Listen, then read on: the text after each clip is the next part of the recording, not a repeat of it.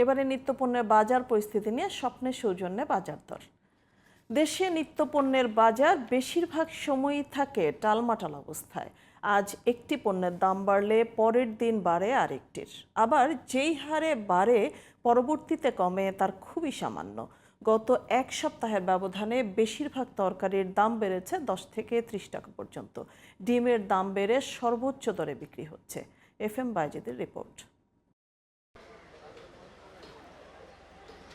নিত্যপণ্যের দাম লাফিয়ে লাফিয়ে বাড়ছে অনেক দিন থেকেই। বেশিরভাগ পণ্যই এখন সাধারণ মানুষের নাগালের বাইরে। গত এক সপ্তাহের ব্যবধানে বেড়েছে বেশিরভাগ তরকারির দাম। চাহিদা অনুযায়ী যোগান কম, তাই দাম বেড়েছে, এমনটাই অজুহাত দোকানদারদের। ভেন্ডি গত সপ্তাহে ছিল 30 টাকা, এই সপ্তাহে 50 টাকা। টমেটো ছিল 60 টাকা, এখন 70 টাকা। আপনার এই যে জালি কুমড়া গত সপ্তাহে ছিল 30, এখন 50। শসা 60 টাকা 50 টাকা ছিল, এই সপ্তাহে 80-90 এমনি চলতে আছে। এটা লাভ বর্তমানে 80 টাকা। আমদামি নেই মালের, বুঝলেন না। ঝিঙ্গা গত সপ্তাহে ছিল 50 টাকা, এই সপ্তাহে 80 টাকা ঝিঙ্গা। সাধারণ মানুষের পুষ্টি চাহিদার অন্যতম উপাদান ডিমের ডজন বিক্রি হচ্ছে 150 টাকা থেকে 160 টাকা। পোলট্রি মুরগির ডিমের দাম অনেক বাড়তি। আমরা 160 টাকা 50 টাকা বিক্রি করি, কারণ আমরা আগের কিনা, তো এই কারণে আমরা 10 টাকা কম বিক্রি করি।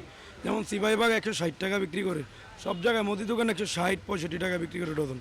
তবে এই সপ্তাহে কিছুটা কমেছে ব্রয়লার ও সোনালী মুরগির দাম।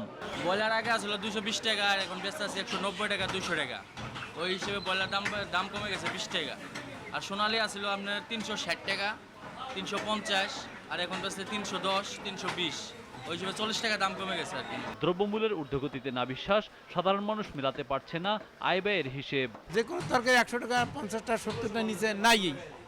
আর মাছ তো অত্যন্ত দাম বেড়ে গেছে।